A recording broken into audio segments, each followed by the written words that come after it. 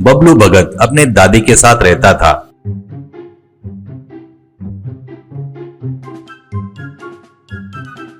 बाबूराव के पिताजी नौकरी के लिए आसाम में 20 साल से रहने के कारण बाबूराव की पढ़ाई, स्कूल की, कॉलेज की पढ़ाई भी आसाम में हुई थी।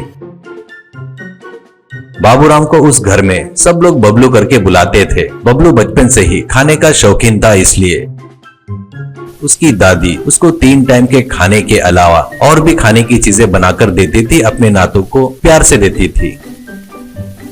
बबलू को भी खाना दिखा तो उसको खाने के लिए उतावला होता था। तभी बबलू के माँ बाप उसको इतना खाना ठीक नहीं है, सेहत के लिए अच्छा नहीं है करके चिल्लाते रहते हैं। पर उसकी दादी रुक्मिणी देवी चुप नहीं रहकर, इस उम्र में नहीं खाया तो कब खाएगा, छोटे बच्चे को नजर मत लगाओ करके और 4 तरह के खाने की चीजें बबलू को खिलाती थी।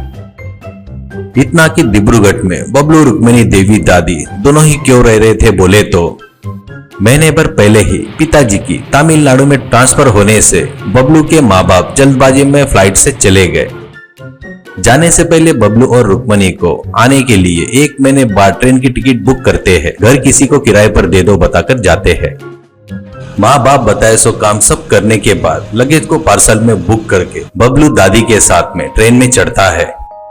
उसके पहले दिन रुक्मिणी देवी किचन में नहीं दिखती है। सुबह से शाम तक नाती के लिए ट्रेन में खाने के लिए आलू टिक्की, पापड़ चाट, सलाद, चिक्की, वड़ा पाव, गोभी पराठा, ऐसे बहुत सारे खाने के वस्तुएं, ऐसे 25-30 तरह के वैरायटी बनाकर पहले ही इस कोने से उस तक जाने का ट्रेन की यात्रा है। कम से कम 80 घंटे की यात्रा करना है। उतने घंटे लगेंगे सुना है, 3 दिन के ऊपर लगेंगे। वो बबलू को खाने के लिए कुछ नहीं रहा तो बच्चा परेशान नहीं होगा क्या? ऐसा सोचकर खाने की चीजें के बड़े बड़े गठरी बांधकर नातू के साथ ट्रेन में चढ़ती है। ट्रेन की यात्रा शुरू हो जाती है। ट्रेन चढ़ने के बाद S4 के डब्बे में बैठने के बाद रुक्मिणी देवी, ए बेटा, थोड़ी देर ऊपर के बर्थ पर सोकर रेस्ट लेने बेटा, तेरे पिताजी ने बताए सो पूरा काम करके थक गया होगा, ऐसा कहती है प्यार से। बबलू ठीक है दादी माँ कहकर ऊपर के बर्थ पर चढ़ता है। ट्रेन की स्पीड बढ़ने से समोसा समोसा कहते हुए समोसे प्लेट में रखकर एक व्यक्ति आता है।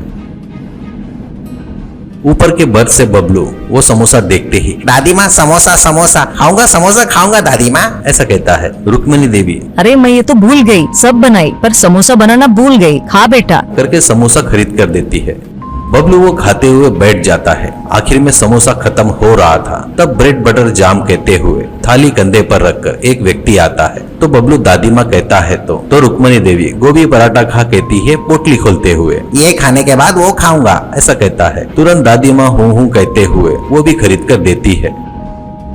बबलू वो खाकर मुंह पोंछ रहा था तो बटर आइसक्रीम कहते हुए और एक व्यक्ति आता है। 2 आइसक्रीम खरीद कर देती है। इतनी देर से ये सब देख रहे बोगी में इनके बाजू में बैठे हुए लोग एक दूसरे का मुंह देखते हैं। कुछ लोग हंसते हुए रुमाल से मुंह छुपा रहे थे। एक बुजुर्ग, आप लोग ट्रेन में चढ़ने से पहले कुछ खाना खाकर नहीं आए क्या? बच्चा बहुत भूखा लग रहा है, ऐसा कहता है। तो रुक्मिणी देवी, क्या जी, वो बचपन से ही ऐसा है, थोड़ी सी भूख लगी तो तड़पने लगता है, इसलिए उसके जेब में पर्स रहा तो उसको दिखा वो सब खरीद कर खा लेता है, इसलिए पर्स मेरे पास ही रख लेती हूँ, ऐसा कहती है। सामने के सीट पर बैठी एक बुजुर्ग औरत, इन गठरियों में सब क्या है करके पूछती है। तो रुक्मिणी देवी, 3 दिनों की यात्रा है ना दीदी, ऐसे ट्रेन में आए तो सब खाते गए तो बच्चे की सेहत खराब नहीं होगी क्या? इसलिए घर पर ही सब खाने की वस्तुएं बनाकर थोड़ा ज्यादा ही लेकर आई, ऐसा कहती है।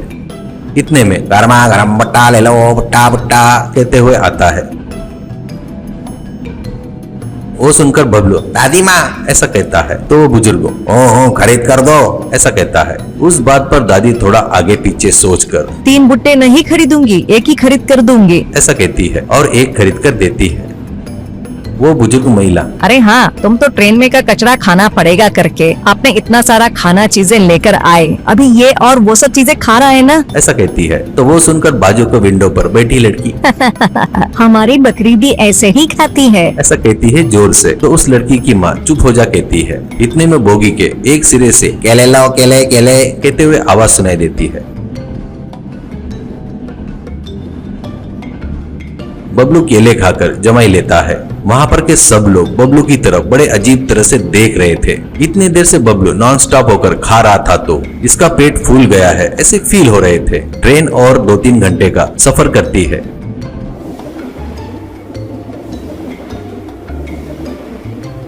इतने देर में बबलू सोकर उठ जाता है। रात में 8 बजते हैं। इतने में ट्रेन अचानक आवाज करके रुक जाती है।